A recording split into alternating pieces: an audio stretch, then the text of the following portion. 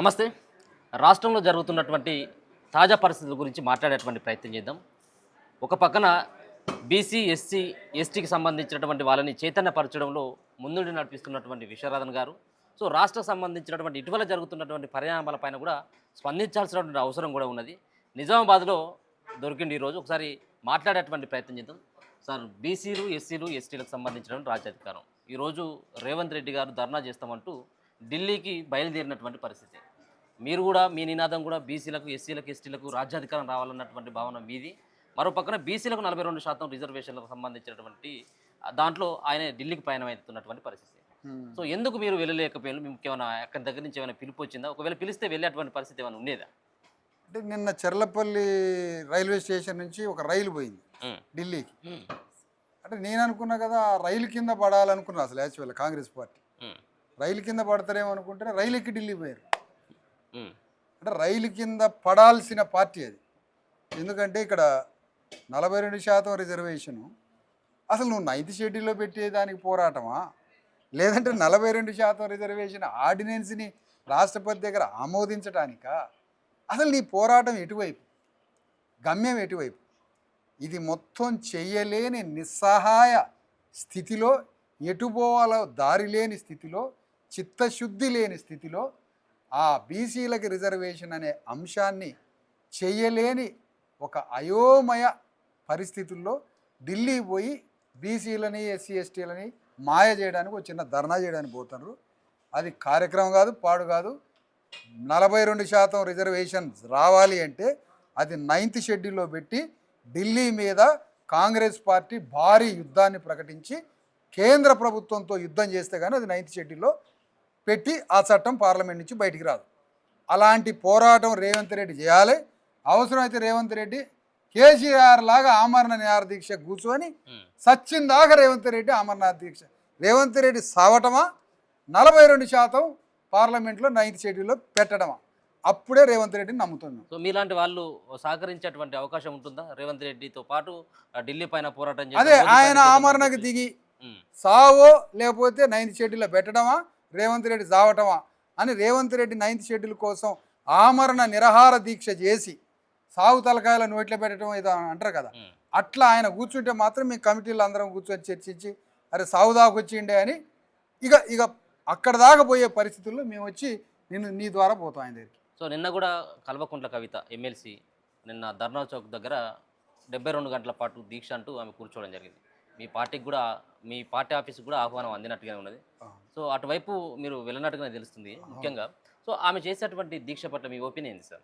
అంటే ఒకటి ఏంటంటే ఇక్కడ చిత్తశుద్ధిగా ఎవరు చేసినా అగ్రకులమా అణగారిన కులమా అభినందిస్తాం. ఆచరణాత్మక కృషి మీద ఆధారపడి ఉంటుంది తప్ప మేము ఇప్పుడు మాకు ఏం ఆహ్వానం వచ్చింది కానీ మేము ఈ బయట కార్యక్రమాలు, ఈ కార్యక్రమాల ద్వారా మేము అది ఎవరి కార్యక్రమాలకు మేము పోవటం లేదు. ఎన్నో ఆహ్వానాలు వచ్చినాయి. ప్రభుత్వం చేసే కార్యక్రమాలకు కూడా కొంతమంది రమ్మన్నారు. ఇలాంటి కార్యక్రమాలకి ఆఫీస్కి వచ్చి చెప్పారు. కానీ ముందు మేము ఈ పనిలో ఉన్నాం కదా. రేపు 9th షెడ్యూల్లో 42% రిజర్వేషనా లేకపోతే 50%? 9th షెడ్యూల్లో బీసీలకి ఆ బిల్లుని 9th షెడ్యూల్లో పెట్టే భారీ పోరాటానికి మేమే సిద్ధం కాబోతున్నాం. బీసీ, ఎస్సీ, ఎస్టీ, జేఏసీగా తెలంగాణ గడ్డ మీద అతి భారీ యుద్ధానికి మేమే ప్రోగ్రాం తీసుకోబోతున్నాం.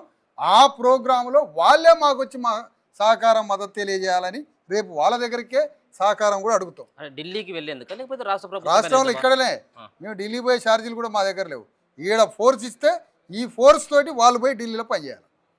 ఒక రాష్ట్ర ప్రభుత్వం మీద, రాష్ట్రంలో ఉన్న జీవోల మీదనే కాదు గవర్నమెంట్, రాష్ట్ర ప్రభుత్వానికి కావలసిన పనులు కేంద్ర ప్రభుత్వంతో చేయించే బాధ్యత కూడా రాష్ట్ర ప్రభుత్వానిదే.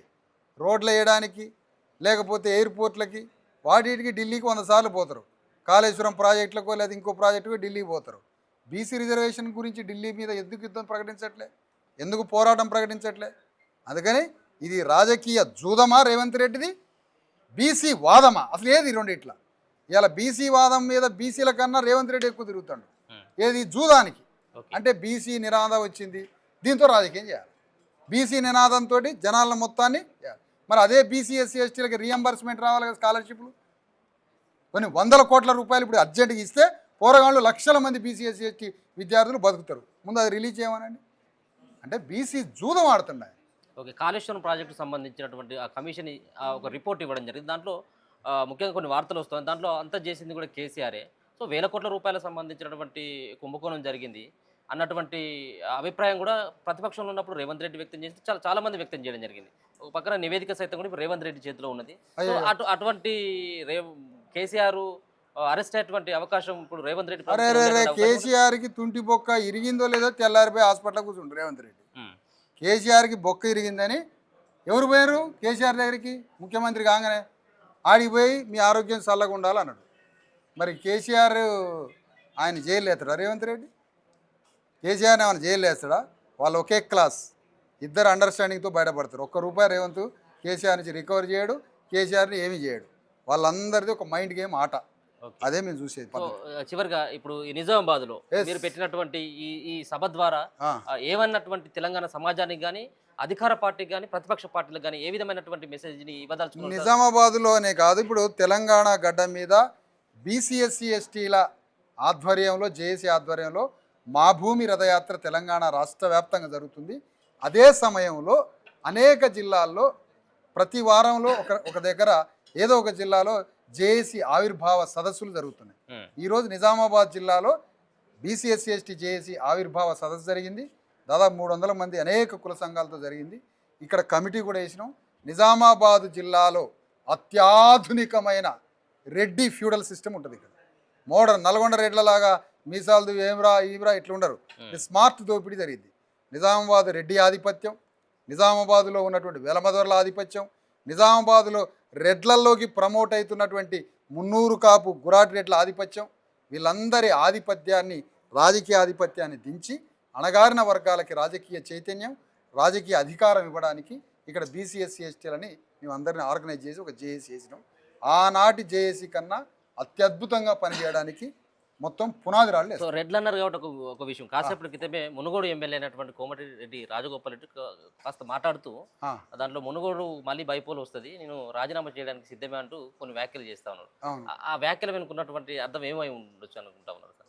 ఏం లేదు. అప్పుడు దాంట్లో అసలు ఇక్కడ మీరనే క్యారెక్టర్ ఎవరైతే ఉన్నారో రాజగోపాల్ రెడ్డి, రేవంత్ రెడ్డి, వీళ్ళు నిజంగానే రోకల బండలు తీసుకొని తలకాయలు పగలగొట్టుకోవాలని మేము జేఏసీగా ఎదురు చూస్తాం. నిజంగా తన్నుకోవాలి వాళ్ళు. వాళ్ళు ఎంత తన్నుకొని నడి రోడ్డు మీద రాజగోపాల్ రెడ్డి, రేవంత్ రెడ్డి రోకల బండలు తీసుకొని బూతు మాటలు అనుకుంటే వాళ్ళిద్దరు తన్నుకోవాలని మేము కోరుకుంటున్నాం. ఎందుకంటే వాళ్ళు ఎంత తన్నుకుంటే వాళ్ళ గవర్నమెంట్ అంత డీస్టెబిలైజ్ అయింది. వాళ్ళ ప్రభుత్వాలు, వాళ్ళ రాజ్యాలు అస్థిరపరచడమే మా స్ట్రాటజీ. వాళ్ళు అస్థిరపరచుకుంటే మాకు ఇంకా మంచిది. అందుకని మేము ఇన్నాళ్ళు మా కులాలు తన్నుకున్నాయి, ఇప్పుడు వాళ్ళు తన్నుకుంటే చూడాలనేది మాకు. రాజగోపాల్ రెడ్డి, రేవంత్ రెడ్డి తన్నుకోవాలి. తన్నుకుంటే ఆ తన్నుకోవడంలో ఎవరో ఒక సత్యాన్ని ఎంచుకుంటాడు. ఇప్పుడు రాజగోపాల్ రెడ్డి సత్యం మీద నిలబడ్డా రెండో విషయం, ఒక పాయింట్ మంచిదే పట్టుకున్నాడు. సోషల్ మీడియా వాళ్ళని ప్రొటెక్ట్ చేస్తున్నాడు. The great contribution. ఆయన సోషల్ మీడియాని తిడుతున్నాడు. ఈయనకు ఒక ఆయుధం కావాలా, అమ్మ రేవంత్ రెడ్డి సోషల్ మీడియాని తిడుతాడు కాబట్టి సోషల్ మీడియా వాళ్ళ తరఫున నేను మాట్లాడాలనుకున్నాడు. ఈ అంశాలతో తన్నుకున్నప్పుడు అసలైన వాస్తవం బయటికి వెళ్తుంది. కాబట్టి వాళ్ళు బాగా తన్నుకోవాలి. ఇంకా పెద్ద పెద్ద మాటలు రేవంత్ రెడ్డిని రాజగోపాల్ రెడ్డి అనాలి, రేవంత్ రెడ్డి రాజగోపాల్ రెడ్డిని అనాలి.